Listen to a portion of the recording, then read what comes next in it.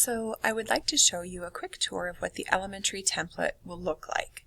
Your lead teachers who've been piloting Schoology have been working hard to come up with a template design that's going to work best for all stakeholders, and so we want to show you just a quick preview as to what this is going to look like. Inside of your course, you'll have a variety of items that you'll pull in through a template. Students each week will see a folder at the very top for the week that you're in. They'll then see class information and old work. They don't see future weeks and units. Those are just for your purposes, and we'll talk about those in just a moment. So I'm actually going to skip over the week folder for just a moment. We're going to go to the easy ones first. Class information, when you pull this in, it's going to have a link to Google Meet here, here, and here. So lots of different ways that they can click to get to Google Meet, and then you'll replace what's written inside of the template. It says, please insert your code here, I believe is what it says. So you'll just replace that with your name or whatever nickname you use for your students. And then the only other thing that we put inside of here for class information is the academic reporting. We wanted this just to be items that would be relevant for all buildings and all teachers, and so you can customize this. You can add additional information in here. Maybe you want to put what your agenda is for the day, or anything else related to your class. Okay, so this is for you to, this is what will come in the template, but feel free to edit what's there and add to it to make it work for your class. All right, old work, this is just going to be all of the old folders, so any weeks prior to the current week will be found inside of old work. Okay,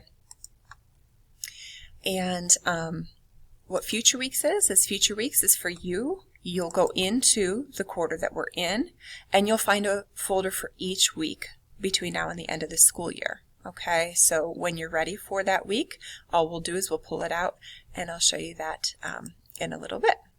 And units, I said we'll come back to that one. All right, so let's jump into what is the folder for the week going to look like, and what is it going to have inside of it. So this particular example has a few things, a few extras as well. So we're going to scroll down. When you first import the template, it's going to have just this inside of it. It will have a folder for each day of the week. They will have these images associated with them just to kind of help our students. Depending on whether you're in elementary view or secondary view, they'll still see those icons no matter which of those views that you're utilizing. So I'll just put assignments inside of each folder for that week. If you have an assignment that spans multiple days, for instance, I have this is a CAMI assignment here, and it's going to span all week. So I chose, and this might be something more with your upper elementary students, I chose to put an agenda slide on here so that for each day of the week, I'll just tell them, you know, you're completing everything for that folder, that day's folder. But then I tell them which pages of my gratitude journal I need them to complete. Okay, so it changes each day. So if you have an assignment that spans multiple days, obviously that's okay. You won't put it inside of Monday or Tuesday. It's going to span for a couple of days, so you'll just list it kind of at the top, so easy access for your students. They'll be able to find it easily. Okay, and again, this idea of the agenda, that's more an optional item. If you think that that's going to be just another means of communicating with your students to get them a little bit more information, you can put that up there at the top, okay, but not required. And so that's what's inside of the week. Remember, we can get back to the main page by coming up to the breadcrumb trail, or you can just use this arrow here, okay. So all the students will be seeing is just nice clean cut. They see the week, they see class information, they see old work, okay. So when the week of January 3rd through the 7th is over, which obviously it is at this point, I'm just going to expand my old work folder. I'm going to click on the date, and I'm going to drag it down into here, okay, wherever it fits. Oh boy, I didn't mean to expand that one. There we go. All right. Sometimes it's a little tricky when you're dragging them around. All right, so then what I need to do is I, as the teacher, am going to expand future weeks, and I'm going to find the week that I want to pull out. Okay, so next week is the 24th through the 28th. I'm going to grab it, and I'm going to drag it up to the very top of my page, available for my students. All right, now it's not quite available yet because you can see that it's grayed out. You do have to refresh your page if you want to immediately publish that folder. If you wait a little bit, then you'll be able to publish it anyway. So to publish it, I just simply come to the settings gear and I click on publish. Okay, and it's going to say, are you sure? And you're going to say yes. All right, so now that one is visible to my students. Okay, so 3 folders for them to see.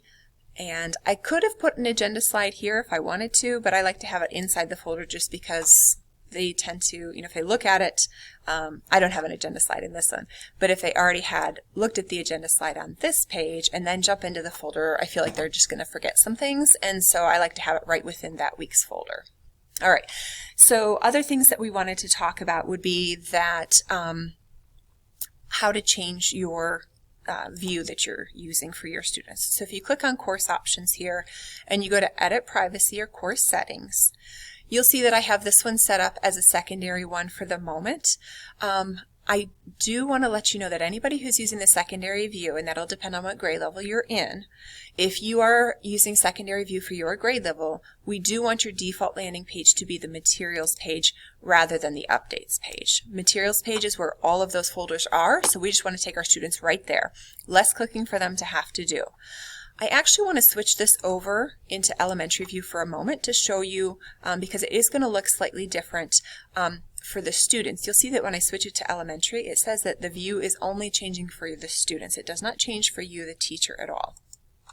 So I'm going to go ahead and hit Save Changes, and I'm going to go back to the template page. Okay, so what you're seeing on the page here, this is exactly what it would look like for your student if you're in secondary view. Okay, other than the fact that they don't see these 2 folders. All right, but because I just switched that over to elementary view, I'm going to come over to my student page, and you'll see that this looks different for them. I just refreshed because I did make that change.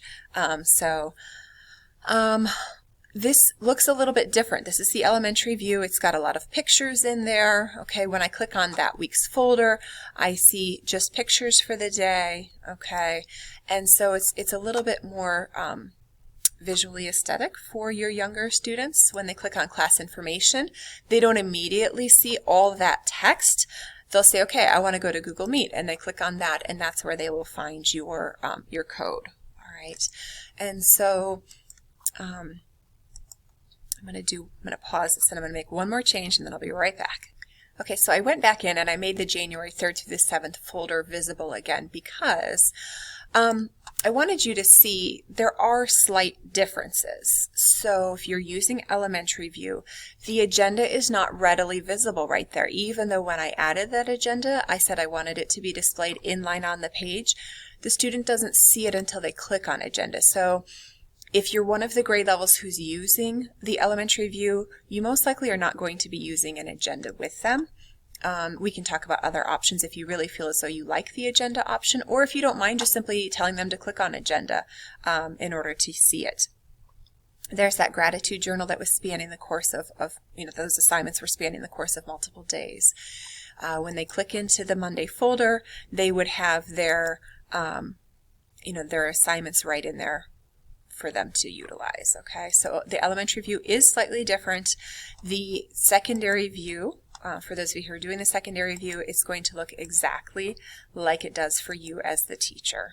Okay, so that's it for your tour of what the elementary template looks like, and then we'll do a separate video showing you how to import the template and how to embed those agenda slides if you choose to.